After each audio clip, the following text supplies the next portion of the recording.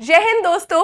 जैसा कि आप सभी को बहुत बेसब्री से इंतजार था कि मैम जल्द से एक और लाइव टीजीटी पीजीटी बैच लाया जाए, तो here's the good news for all the aspirants those who have been waiting for a long time कि कब एक न्यू थियरी बैच आएगा। एक प्रैक्टिस बैच तो हमारा ऑलरेडी चल रहा है 4 PM पे। 2 थियरी बैच हम कंप्लीट कर चुके हैं करियरविल एप्लीकेशन पे। तो मैं नेहा मलिक आज शाम से एक तीसरा बैच जो हमारा लॉन्च होने जा रहा है और जिसमें आपको मिलेगा सब कुछ, यानी लिटरेचर, ग्रामर और हर वो टॉपिक जो आप DSSB में, यूपीटीजीटी में, RPSC, BPSC, REET, LT grade इन सब में देखना चाहते हैं, एनवीएस, केवीएस, वो सारे टॉपिक्स हमने इंक्लूड करे हैं इस अपने न्यू थियरी बैच में।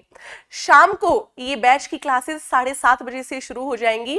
रजिस्ट्रेशन ऑलरेडी ओपन है, तो अगर आपको किसी को भी रजिस्टर करना है तो आप करियरविल हेल्पलाइन नंबर पे कॉल करके जानकारी प्राप्त कर सकते हैं। ये ध्यान रखिएगा कि आज शाम 7 बजे के बाद फीस बढ़ के 1999 हो जाएगी, जो अभी 1499 है। बहुत बच्चे ये कह रहे थे कि मैम हमारे पास ऑलरेडी वीओडी बैच था लेकिन हम लाइव क्लास चाह रहे थे, ठीक है। और कुछ बच्चे ऐसे थे जिन्होंने कभी भी करियरफिल प्लेटफॉर्म पर टीचिंग या टीजीटी पीजीटी में कभी इंग्लिश पढ़ा ही नहीं। तो मेरी सबसे रिक्वेस्ट है कि अगर आप अपने टीचिंग करियर को लेके बहुत सीरियस है और एक सही दिशा में तैयारी करना चाहते हैं तो एक बार आप करियरविल एप्लीकेशन से जुड़कर जरूर देखिएगा। ये बैच किन के लिए खास होने वाला है मैं बता देती हूँ। सबसे पहले तो हम सभी जानते हैं कि कौन सा एग्जाम सबसे पास है। सबसे पास जो हमारा एग्जाम है वो है यूपी टीजीटी एंड पीजीटी। आपको पता है टीजीटी की डेट्स आ चुकी हैं। टीजीटी आपका मई में है और पीजीटी आपका जून में है, 20 एंड 21 जून। डेट्स भी आप चेक कर सकते हैं ऑफिशियल वेबसाइट पे यूपी गवर्नमेंट की। तो सबसे इंपॉर्टेंट तो यही है, जो बच्चे यूपी टीजीटी और पीजीटी की तैयारी कर रहे थे और 2 साल से वो बस वेट कर रहे थे कि कब एग्जामिनेशन कंडक्ट कराई जाए, और कुछ बच्चे उसमें ऐसे भी हैं जिनको अभी तक नहीं पता कि किस डायरेक्शन में क्या क्या पढ़ना है और किस तरह से पढ़ना है, क्या क्या चीजें इंपॉर्टेंट है, क्योंकि लिटरेचर इतना वास्ट है। हम कैसे ये देखें कि इसमें क्या चीजें जरूरी हैं और क्या चीजें स्किप करनी चाहिए। तो इसको ध्यान में रखते हुए हम ये नया कोर्स लेके आए हैं। DSSB की डेट्स अभी नहीं आई हैं बट कह रहे हैं कि जून तक आ जाएगी। मैं आपको ये फेक प्रॉमिस तो बिल्कुल नहीं करूंगी कि पक्का जून में DSSB हो जाएगा, पर DSSB इस साल तो होगा ही, ठीक है। तो DSSB के लिए भी जो बच्चे सीरियस है और जिनको लगता है कि यार सिलेबस नया है और हमें उस सिलेबस के हिसाब से पढ़ना है, तो वहां पर भी आप अपना रजिस्ट्रेशन एनरोलमेंट कर सकते हैं। मैं आपको भी सिलेबस भी दिखाऊंगी, ठीक है, जो हम करेंगे। आपके सामने पूरा सिलेबस डिस्प्ले किया जाएगा कि जो हम आने वाले 120 से 130 क्लासेस में पढ़ेंगे। लिटरेचर सेक्शन हो, ग्रामर सेक्शन हो, दोनों सेक्शन मैं ही कवर करूंगी। पहले भी कुछ बच्चे करियरविल एप्लीकेशन पे मेरे से पढ़ चुके हैं, तो आप उनसे भी फीडबैक ले सकते हैं। देखिए भाई, और उसके अलावा बहुत बच्चों की ये भी बात आ रही थी इंक्वायरी कि मैम क्या ये नया बैच बीपीएससी के लिए होगा, आरपीएससी के लिए होगा, यूजीसी नेट के लिए होगा। बीपीएससी वालों को तो हम बिल्कुल भी नजरअंदाज नहीं कर सकते। क्यों?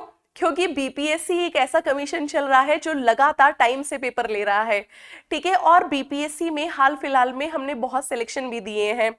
अभी मैं आपको वो सिलेक्शन भी दिखाऊंगी। मैं आपको बता देती हूँ कि अभी तक इस कोर्स की फीस 1499 है। 7 बजे के बाद ये फीस 1999 कर दी जाएगी, ठीक है। कोर्स की वैलिडिटी 1 साल है। आपको वीओडी में भी क्लासेस मिलेंगी और आपको लाइव भी सारा थियरी बैच मिलेगा, ठीक है। लाइव भी आप बिल्कुल शुरू से एंड तक पढ़ेंगे, पर जिस बच्चे को लगता है यार मुझे ये वाला पर्टिकुलर टॉपिक पहले देखना है, तो उसके लिए आपको वीओडी भी मिलेगा। तो ये सारी चीजें, ग्रामर, लिटरेचर की एक एक चीज डिटेल जो हमने DSSB के सिलेबस को भी देखते हुए इंक्लूड की है, वो सब आपको एक ही बैच में मिलेगा। आपको 2-3 बैच लेके अलग अलग जगह जाने की, अलग अलग कैटेगरी को सिलेक्ट करने की जरूरत नहीं है, ठीक है। कुछ हाँ, जो बीपीएससी वाले जो 4.0 वाले बच्चे हैं, टीचर्स रिक्रूटमेंट एग्जामिनेशन ट्री जिसे बोलते हैं, तो 4.0 वालों के लिए भी खुशखबरी है कि यस, ये बैच आपके लिए भी है। और यूपी टीजीटी वाले तो बहुत लाखों एस्पिरेंट्स हैं। DSSB के बच्चे आस लगाए बैठे हैं कि कोई ऐसा प्लेटफॉर्म हमें मिल जाए जो हमें झूठा वादा ना करे, ठीक है, कि यस हम कुछ अलग कराएंगे। हम आपको बिल्कुल आपके सिलेबस के अनुसार आपको ये बता के कि देखो ये जो सिलेबस दिया हुआ है ये कैसे दिया गया है और इसका कैसे रेलेवेंस है हमारे टीजीटी पीजीटी बैच में, सब कुछ आपको मिलने वाला है इसी एक बैच में। ये हमारे कुछ बीपीएससी के सिलेक्शन है, ठीक है। She is Shalini from Siwan Bihar, ठीक है। इनका 6 to 8 में भी, इनका 9 to 10 वाले में भी और 11 to 12 3 पोस्ट पे इन्होंने ज्वाइन किया है, ठीक है। इनकी ज्वाइनिंग, इनका सिलेक्शन आया है। ये हमारे विक्रम है, ठीक है। इन्होंने भी टीजीटी इंग्लिश 9-10 ये बीपीएससी का ही रिजल्ट है। DSSB का रिजल्ट हो या यूपी टीजीटी का हो, उनका हमें भी इंतजार है कि जल्दी से मेरे बच्चे वहां पे बैठे पेपर में, ताकि मैं आपको DSSB और यूपी टीजीटी पीजीटी के भी रिजल्ट डिस्प्ले करूं, ठीक है। अभी क्योंकि यही एग्जामिनेशन टाइम से हो रहा है तो हमारे पास इसी के ही बच्चों ने अपनी फोटोग्राफ्स, अपनी खुशखबरी शेयर की थी कि उनको जॉब मिली, तो फटाफट मैंने ये कुछ आपको रिजल्ट दिखाए, ठीक है। ये निधि है, निधि ने भी अपना रोल नंबर भी शेयर किया है, रैंक भी शेयर की है, ठीक है। 6 to 8 में इनका सिलेक्शन हुआ है। ये नीतू है, नीतू यादव, AWES अभी हुआ था, ठीक है, आर्मी वेलफेयर वाला, उसमें इनका स्कोर कार्ड इन्होंने शेयर किया है, इनका रिटन एग्जामिनेशन क्लियर हुआ। तो ये मैंने आपको कुछ स्टूडेंट्स की झलक दिखाई, these were the only glimpses, और ऐसे बहुत सारे स्टूडेंट्स हैं जिन्होंने कहीं ना कहीं किसी ना किसी क्षेत्र में कामयाबी हासिल करी। आगे ये है हमारा सिलेबस, ठीक है। आप इस सिलेबस को बहुत अच्छे से देख सकते हैं। यहाँ पर पहले मैंने लिटरेचर का पोर्शन दिखाया है, यूरोपियन क्लासिकल लिटरेचर जो आपका DSSB का पार्ट है, और कैसे हम यूरोपियन लिटरेचर से स्टार्ट करते हुए फिर ब्रिटिश पे आएंगे एंग्लो सेक्सन एज से, ठीक है। फिर इंडियन क्लासिकल लिटरेचर में क्यों उन्होंने वो सिलेबस में इंक्लूड किया है वो भी मैं आपको सब समझाऊंगी। ये सारे राइटर्स सिर्फ लिखने को नहीं लिखे हैं, आप यहाँ पर सब कुछ देख लीजिएगा, चाहे वो ब्राउनिंग हो, चाहे वो एल्फ्रेड लॉर्ड टेनिसन हो, मैथ्यू आर्नोल्ड हो, ठीक है। सबके वर्क्स, सबकी बायोग्राफी और किस तरह के क्वेश्चंस आपके प्रीवियस एग्जामिनेशन में आए हुए हैं, ठीक है। हम जब भी किसी टॉपिक को उठाते हैं तो उसकी जड़ तक जाते हैं, ठीक है। किसी भी बच्चे को, जैसे मान लीजिए वो जॉन मिल्टन पढ़ रहे हैं, तो ये नहीं कि बस जॉन मिल्टन का ऑन हिज ब्लाइंडनेस ये हो गया और ठीक है यही था जॉन मिल्टन के बारे में, नहीं। अब हमें पता है कि उसके और कितने डेप्थ में क्वेश्चंस आ सकते हैं, चाहे वो पोएम्स की एक्सट्रैक्ट लाइंस हो, तो हर एक राइटर के बाद हम उनके क्वेश्चंस भी करते हैं, ठीक है। क्योंकि जब तक हमने क्वेश्चंस नहीं देखे तब तक हमें यही नहीं पता कि हमने जो वो पढ़ा उसके सवाल किस तरह से आएंगे।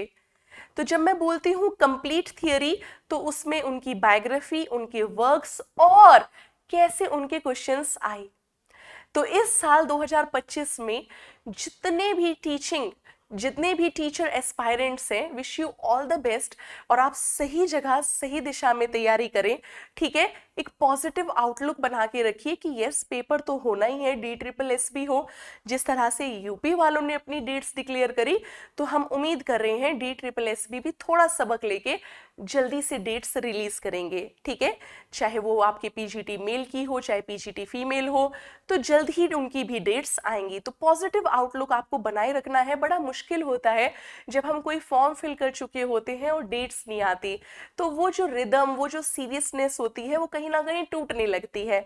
लेकिन यही काम मैं आपका कोर्स में करूंगी कि आपका सीरियसनेस, आपका मन, आपका मोटिवेशन बिल्कुल ना टूटे।